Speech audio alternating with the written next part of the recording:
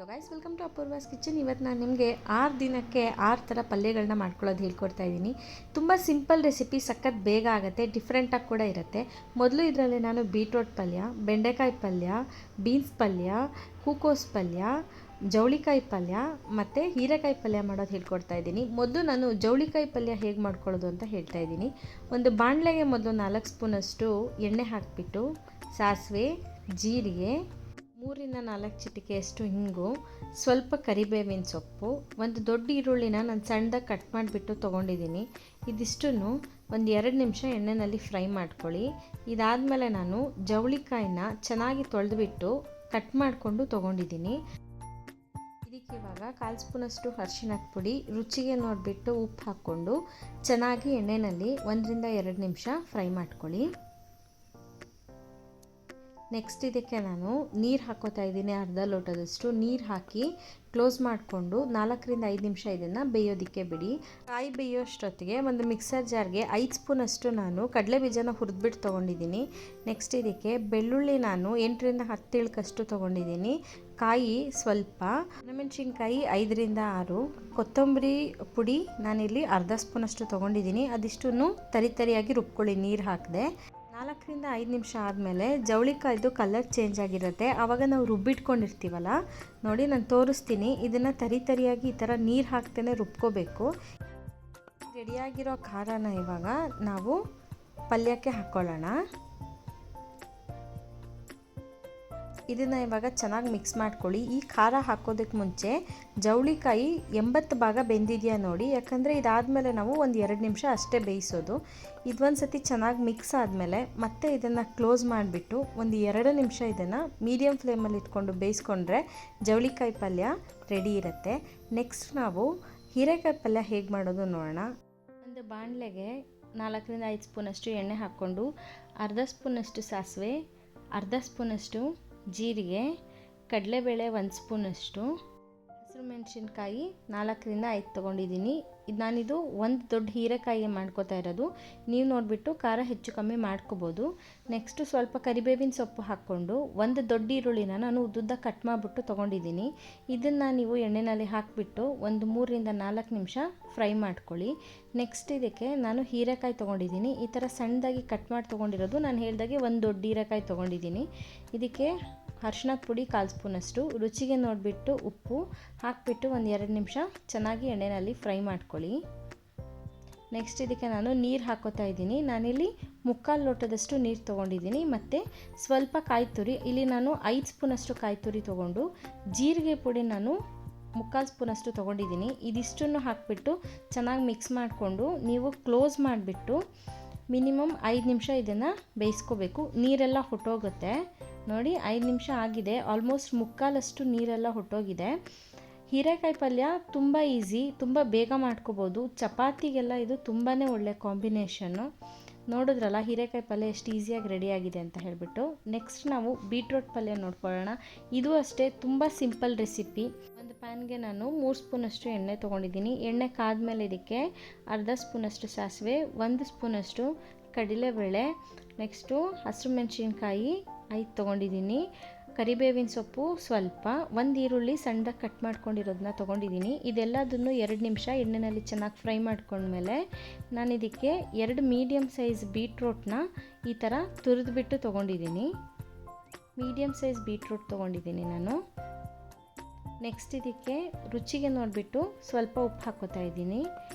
ಇದಿಷ್ಟನ್ನು ಇವಾಗ ಚೆನ್ನಾಗಿ ಮೀಡಿಯಮ್ ಫ್ಲೇಮಲ್ಲಿ ಇಟ್ಬಿಟ್ಟು 2-3 ನಿಮಿಷ ಫ್ರೈ ಮಾಡಿಕೊಂಡ್ರೆ ಬೀಟ್ರೋಟ್ ಪಲ್ಯ ರೆಡಿ ಇರುತ್ತೆ. ಲಾಸ್ಟಲ್ಲಿ ನೀವು ಸ್ವಲ್ಪ ಕೊತ್ತಂಬರಿ ಸೊಪ್ಪು ಹಾಕಿ ಮಿಕ್ಸ್ ಮಾಡಿಕೊಂಡು ಚಪಾತಿ ಜೊತೆ ಅಥವಾ ರೊಟ್ಟಿ ಜೊತೆ ಇದನ್ನು ಸರ್ವ್ ಮಾಡಿ. ತುಂಬ ಈಸಿಯಾಗಿ 10 ನಿಮಿಷದಲ್ಲಿ ಬೀಟ್ರೋಟ್ ಪಲ್ಯ ರೆಡಿ ಆಗುತ್ತೆ. ನೆಕ್ಸ್ಟ್ ನಾನು ನಿಮಗೆ ಕಡಲೆಬೇಳೆ ಮತ್ತು ಬೀನ್ಸ್ ಪಲ್ಯ ಮಾಡೋದು ಹೇಳ್ಕೊಡ್ತಾ ಇದ್ದೀನಿ. ಮೊದಲು ಪ್ಯಾನ್ಗೆ 3 ಸ್ಪೂನಷ್ಟು ಎಣ್ಣೆ ಹಾಕ್ಕೊಂಡು ಅರ್ಧ ಸ್ಪೂನಷ್ಟು ಸಾಸಿವೆ, ಅರ್ಧ ಸ್ಪೂನಷ್ಟು ಜೀರಿಗೆ, ಕಡಲೆಬೇಳೆ 1 ಸ್ಪೂನಷ್ಟು, ಉದ್ದಿನಬೇಳೆ ಅರ್ಧ ಸ್ಪೂನಷ್ಟು, ಹಸಿರು ಮೆಣಸಿನ್ಕಾಯಿ 4, ಒಣಮೆಣಸಿನ್ಕಾಯಿ 2 ಮುರಿದ್ಬಿಟ್ಟು ತೊಗೊಂಡಿದ್ದೀನಿ. ಸ್ವಲ್ಪ ಕರಿಬೇವಿನ ಸೊಪ್ಪು ಹಾಕ್ಕೊಂಡಿದ್ದೀನಿ. ಇದೆಲ್ಲದನ್ನು ಸ್ವಲ್ಪ ಕಡಲೆಬೇಳೆ ಕೆಂಪಾಗೋವರೆಗೂ ಫ್ರೈ ಮಾಡಿಕೊಂಡು ಹಿಂಗೆ ಹಾಕ್ಕೊಳ್ಳಿ. ಒಂದು 3-4 ಚಿಟಿಕೆಯಷ್ಟು ಚೆನ್ನಾಗಿ ಮಿಕ್ಸ್ ಮಾಡ್ಕೊಳ್ಳಿ. ನೆಕ್ಸ್ಟ್ ಇದಕ್ಕೆ ನಾನು ಈರುಳ್ಳಿ ಹಾಕೋತಾ ಇದ್ದೀನಿ. ಒಂದು ದೊಡ್ಡ ಈರುಳ್ಳಿನ ಸಣ್ಣದಾಗಿ ಕಟ್ ಮಾಡಿ ತೊಗೊಂಡಿದ್ದೀನಿ. ನಾನಿಲ್ಲಿ ಕಡಲೆಬೇಳೆ ಮತ್ತು ಬೀನ್ಸ್ನ ಬೇಯಿಸ್ಕೊಂಡಿದ್ದೀನಿ. ಕಡಲೆಬೇಳೆ ನಾನು 4 ಅವರ್ ನೆನೆಸ್ಕೊಂಡಿದ್ದೆ.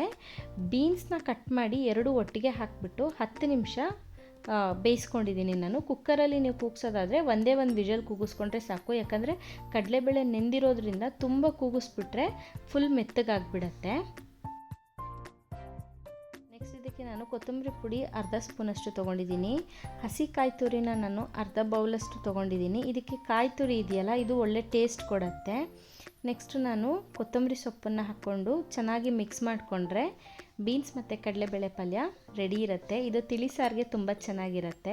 ನೆಕ್ಸ್ಟು ಹೂಕೋಸಿನ ಪಲ್ಯ ಹೇಳ್ಕೊಡ್ತಾ ಇದ್ದೀನಿ. ಇದಕ್ಕೂ ಅಷ್ಟೇ, ಪ್ಯಾನ್ಗೆ ನೀವು 4 ಸ್ಪೂನಷ್ಟು ಎಣ್ಣೆ ಹಾಕ್ಕೊಂಡು ಅರ್ಧ ಸ್ಪೂನಷ್ಟು ಸಾಸಿವೆ, ಅರ್ಧ ಸ್ಪೂನಷ್ಟು ಜೀರಿಗೆ, ಈರುಳ್ಳಿ ಒಂದು ಹಾಕ್ಕೊಂಡಿದ್ದೀನಿ. ಇದನ್ನು ಒಂದು 2 ನಿಮಿಷ ಚೆನ್ನಾಗಿ ಎಣ್ಣೆಯಲ್ಲಿ ಫ್ರೈ ಆದಮೇಲೆ ಒಂದು ಟೊಮ್ಯಾಟೊ ಹಣ್ಣನ್ನು ಸಣ್ಣದಾಗಿ ಕಟ್ ಮಾಡಿ ತೊಗೊಂಡಿದ್ದೀನಿ. ಟೊಮ್ಯಾಟೊ ಹಣ್ಣು ಸಣ್ಣದು ತೊಗೊಂಡಿರೋದು, ದೊಡ್ಡದಾದರೆ ಅರ್ಧ ತೊಗೊಳ್ಳಿ, ಜಾಸ್ತಿ ಟೊಮ್ಯಾಟೊ ಹಣ್ಣು ಹಾಕೋಬೇಡಿ. ಇದಕ್ಕೆ ಅರ್ಧ ಸ್ಪೂನಷ್ಟು ಅರಿಶಿಣದ ಪುಡಿ, 3/4 ಸ್ಪೂನಷ್ಟು ಖಾರದ ಪುಡಿ, ಅರ್ಧ ಸ್ಪೂನಷ್ಟು ಕೊತ್ತಂಬರಿ ಪುಡಿ ಎಲ್ಲದೂ ಹಾಕಿಬಿಟ್ಟು ಎಣ್ಣೆಯಲ್ಲಿ ಸ್ವಲ್ಪ ಫ್ರೈ ಮಾಡ್ಕೊಳ್ಳಿ. ನೆಕ್ಸ್ಟ್ ಇದಕ್ಕೆ ನಾನು ಹೂಕೋಸನ್ನ ತೊಳೆದ್ಬಿಟ್ಟು ನೀರಲ್ಲಿ 10 ನಿಮಿಷ ನೆನೆಸ್ಬಿಟ್ಟು ಉಪ್ಪಿನ ನೀರಲ್ಲಿ ನಾನು ನೀಟಾಗಿ ತೊಳೆದ್ಬಿಟ್ಟು ತೊಗೊಂಡಿದ್ದೀನಿ. ಇದನ್ನು ಚೆನ್ನಾಗಿ ಮಿಕ್ಸ್ ಮಾಡ್ಕೊಳ್ಳಿ. ನೆಕ್ಸ್ಟ್ ಇದಕ್ಕೆ ನಾನು ಅರ್ಧ ಲೋಟದಷ್ಟು ನೀರು ಹಾಕ್ಕೋತಾ ಇದ್ದೀನಿ. ನೀರು ಹಾಕ್ಕೊಂಡು ಒಂದು ಸತಿ ಚೆನ್ನಾಗಿ ಮಿಕ್ಸ್ ಮಾಡ್ಕೊಳ್ಳಿ. ಉಪ್ಪು ರುಚಿಗೆ ನೋಡಿಬಿಟ್ಟು ನೆಕ್ಸ್ಟ್ ಇದನ್ನು ಇವಾಗ ಕ್ಲೋಸ್ ಮಾಡಿಬಿಟ್ಟು 4ರಿಂದ 5 ನಿಮಿಷ ಬೇಯಿಸ್ಕೊಳ್ಳಿ. ತುಂಬ ಬೇಗ ಬೆಂದೋಗುತ್ತೆ.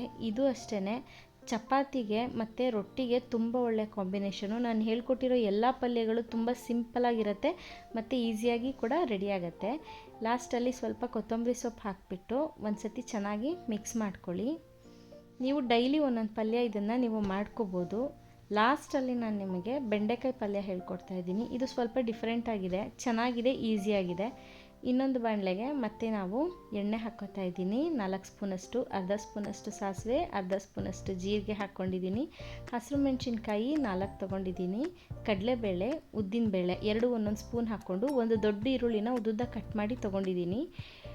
ಕರಿಬೇವಿನ ಸೊಪ್ಪು ಸ್ವಲ್ಪ, ಒಣಮೆಣಸಿನ್ಕಾಯಿ 2 ಇದಿಷ್ಟನ್ನು ಹಾಕ್ಕೊಂಡು ಮಿಕ್ಸ್ ಮಾಡ್ಕೋತಾ ಇದ್ದೀನಿ. ಎಷ್ಟು ಬೇಕು ನೋಡಿ ಅಷ್ಟು ಉಪ್ಪು ಹಾಕ್ಕೊಳ್ಳಿ. ನಾನು ಕೆಲವು ಪಲ್ಯದಲ್ಲಿ ಹಸಿರು ಮೆಣಸಿನ್ಕಾಯಿ ಮತ್ತು ಒಣಮೆಣಸಿನ್ಕಾಯಿ ಯೂಸ್ ಮಾಡಿದ್ದೀನಿ, ಯಾಕಂದರೆ ಟೇಸ್ಟ್ ತುಂಬ ಚೆನ್ನಾಗಿ ಬರುತ್ತೆ ಅಂತ. ನೋಡಿ, ಬೆಂಡೆಕಾಯಿನ ಈ ಥರ ಕಟ್ ಮಾಡಿಬಿಟ್ಟು ತೊಗೊಂಡು ಚೆನ್ನಾಗಿ ಮಿಕ್ಸ್ ಮಾಡ್ಕೊಳ್ಳಿ. ಒಂದು 3ರಿಂದ 4 ನಿಮಿಷ ಎಣ್ಣೆಯಲ್ಲಿ ಫ್ರೈ ಆದಮೇಲೆ ಹುಣಸೆ ಹುಳಿ ಹಾಕೋತಾ ಇದ್ದೀನಿ ನಾನು, ಮತ್ತು ಸ್ವಲ್ಪ ಬೆಲ್ಲ ತೊಗೊಂಡಿದ್ದೀನಿ. ಹುಣಸೆ ಹಣ್ಣು ನಾನೊಂದು ಸಣ್ಣ ನಲ್ಲಿಕಾಯಿ ಗಾತ್ರ ತೊಗೊಂಡಿದ್ದೀನಿ ಅಷ್ಟೇ, ತುಂಬ ಜಾಸ್ತಿ ತೊಗೊಂಡಿಲ್ಲ. ಇದನ್ನು ಎಣ್ಣೆಯಲ್ಲಿ ಹಾಕಿಬಿಟ್ಟು ಚೆನ್ನಾಗಿ ಫ್ರೈ ಮಾಡ್ಕೊಳ್ಳಿ. ನೆಕ್ಸ್ಟ್ ನಾನು ಉಪ್ಪು ಹಾಕ್ಕೋತಾ ಇದ್ದೀನಿ. ಆಗಲೇ ಈರುಳ್ಳಿಗೆ ಎಷ್ಟು ಬೇಕಷ್ಟು ಹಾಕ್ಕೊಂಡಿದ್ದೆ. ಇವಾಗ ಪಲ್ಯಕ್ಕೆ ನೋಡಿ ನೀವು ಹಾಕ್ಕೊಂಡು ರುಚಿಗೆ ಹಸಿಕಾಯಿ ತುರಿಯಲ್ಲಿ ಒಂದು 5 ಟೇಬಲ್ ಸ್ಪೂನಷ್ಟು ಹಾಕ್ಕೊಂಡು ಒಂದು ಅರ್ಧ ಲೋಟದಷ್ಟು ನೀರು ಹಾಕ್ಕೊಂಡು ಜೀರಿಗೆ ಪುಡಿನ ನಾನು ಅರ್ಧ ಸ್ಪೂನಷ್ಟು ತೊಗೊಂಡಿದ್ದೀನಿ. ಇದಿಷ್ಟು ಹಾಕಿ ಮಿಕ್ಸ್ ಮಾಡಿಬಿಟ್ಟು ನೀವು ಕ್ಲೋಸ್ ಮಾಡಿ 6 ನಿಮಿಷ ಅಥವಾ 7 ನಿಮಿಷ ಬೇಯಿಸ್ಕೊಳ್ಳಿ. ನೀರೆಲ್ಲ ಹೊಟ್ಟೋಗಬೇಕು. ನೋಡಿ, ಈಗ ನೀರೆಲ್ಲ ಹೊಟ್ಟೋಗಿದೆ. ತುಂಬ ಚೆನ್ನಾಗಿರತ್ತಿದು, ಸ್ಪೆಷಲಿ ಚಪಾತಿಗಂತೂ ತುಂಬ ಒಳ್ಳೆ ಕಾಂಬಿನೇಷನು. ಲಾಸ್ಟಲ್ಲಿ ಸ್ವಲ್ಪ ಕೊತ್ತಂಬರಿ ಸೊಪ್ಪು ಹಾಕಿಬಿಟ್ಟು ನೀವು ಇದನ್ನು ಸರ್ವ್ ಮಾಡ್ಬೋದು. ನಾನು ಹೇಳ್ಕೊಟ್ಟಿರೋ ಎಲ್ಲ ಪಲ್ಯಗಳು ತುಂಬ ಸಿಂಪಲ್ ಆಗಿದೆ. ಒಂದೇ ಥರ ತರಕಾರಿಯಲ್ಲಿ ನೀವು ಪಲ್ಯ ಮಾಡ್ಕೊಳ್ಳೋದಕ್ಕಿಂತ ಡೈಲಿ ಡಿಫ್ರೆಂಟಾಗಿ ನೀವು ಮಾಡ್ಕೋಬೋದು. ಈ ರೆಸಿಪಿಗಳೆಲ್ಲ ಮಾಡೋದು ತುಂಬ easy.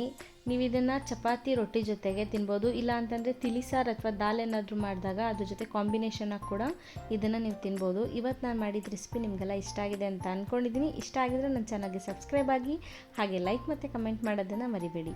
Thank you for watching this video.